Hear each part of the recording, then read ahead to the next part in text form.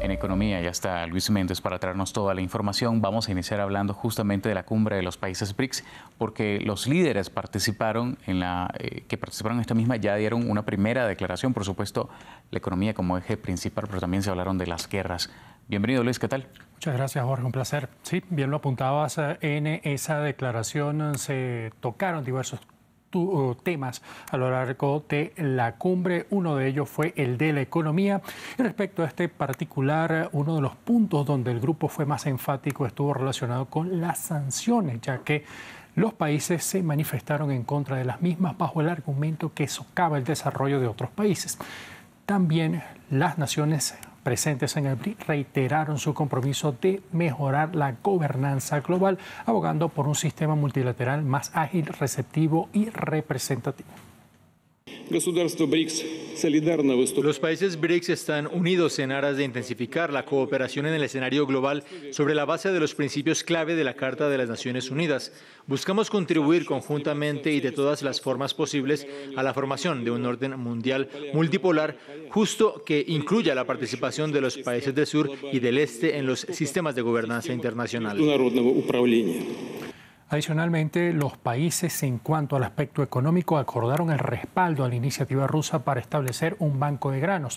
También instan a los países desarrollados para que cumplan con sus obligaciones con aquellos países menos favorecidos.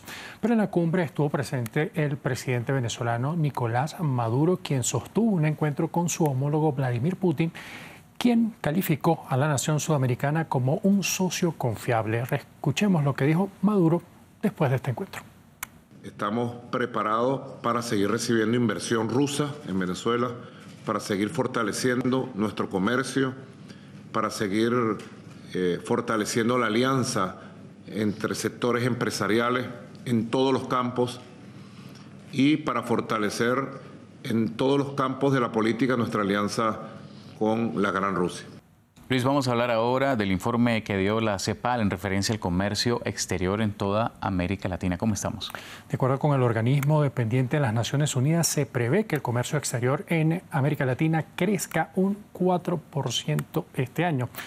Parte del reporte titulado Perspectivas del Comercio Internacional de América Latina y el Caribe 2024 refiere que gracias a la reconfiguración del comercio mundial y la recuperación de las exportaciones tras una contracción en 2003, se vivirá una expansión en su volumen de 5%, pero una caída en los precios de 1% para este año. Asimismo, José Manuel Salazar Cirinaics, secretario ejecutivo del organismo regional, se refirió a la incertidumbre que se genera en la región acerca de una posible victoria del expresidente Donald Trump.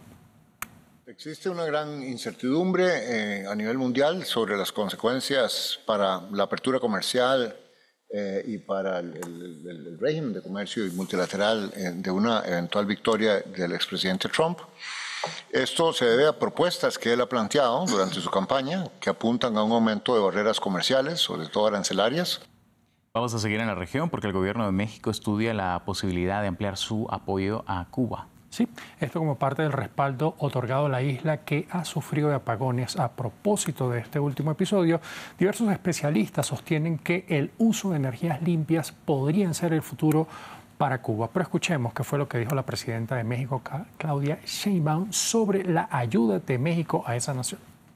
Próximo no va a haber ayuda de combustible, solo ayuda técnica. Se está viendo, se ayudó en un momento a Cuba y se está viendo si es necesario también la ayuda de combustible, como ayuda humanitaria, y es al pueblo cubano, obviamente, y al país. Ahora vamos a ir a Medio Oriente porque también hay preocupación sobre esta contracción económica que puede sufrir Líbano tras esta embestida israelí y recordar también la situación de la cual no se han recuperado, que hay explosión en el puerto. Así es, Jorge. Hay que hablar que un informe de la Organización para las Naciones Unidas refiere que el Producto Interno Bruto del Líbano podría caer un 9,2% si los combates entre Israel y Hezbollah no terminan antes de finalizar el presente año. El informe del Programa de la ONU para el Desarrollo señala que en el mejor de los casos y bajo el supuesto que los los combates terminasen en 2 meses, la contracción de la nación podría estar entre un 2,13% en 2025 y un 2,4% en el año 2026. Esto en parte por los daños a la infraestructura, también a las carreteras, las fábricas y la pérdida del turismo.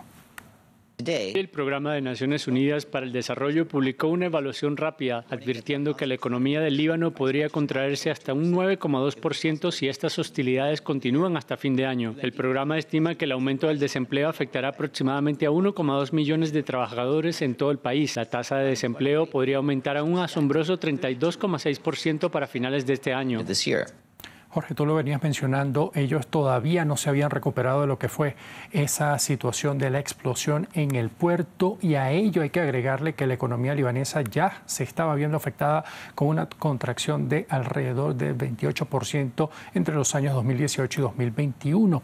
También hubo una pérdida del valor de su moneda del más del 98% que derivó en una hiperinflación y también la pérdida del poder adquisitivo. Por otro lado, Francia actualmente espera que para este jueves su reunión, donde esperan apoyar a Líbano, participen unas 70 delegaciones y estiman una recaudación de cerca de 500 millones de euros, unos 540 millones de dólares. Líbano ha señalado que necesita al menos 250 millones de dólares para hacer frente a la crisis de desplazados mes a mes. Se calcula que son cerca de 1,4 millones de personas desplazadas desde que iniciaron los combates. Y en ese momento ahora de revisar los indicadores, ¿cómo se movieron los mercados? Jorge, comenzamos en Estados Unidos porque allí los principales indicadores en Wall Street cerraron en terreno negativo, ya que se incrementa la presión derivada del aumento de los rendimientos de los bonos del Tesoro. Los rendimientos más altos hacen que los inversores estén menos dispuestos a pagar precios más altos por el valor de las acciones. También se vio involucrado toda esta situación con algunas empresas en particular. En cuanto a Europa, también hubo una jornada de recortes moderados, ya que los inversores estuvieron muy centrados en los resultados de las principales empresas en ese continente y quizás no fueron los números esperados para cerrar de manera mixta en las distintas bolsas. La única que pudo cerrar en positivo fue IBEX 35 de España, que cerró ganando un 0,27%, en parte por el repunte que vivió una de sus principales empresas energéticas. En América Latina hubo cierres negativos en los principales indicadores, básicamente se vieron afectadas por las bolsas en Estados Unidos. Vamos a revisar ya para el cierre la cifra del día. Jorge, esta tiene que ver con Ucrania y los 35 mil millones de euros que fueron aprobados por la Unión Europea como parte de un préstamo para que esa nación que está en guerra con Rusia pueda emplear los recursos y así iniciar un proceso de recuperación. Muchas gracias, Luis, por toda la información económica. Te veo por acá en la próxima. Así será, Jorge, un placer.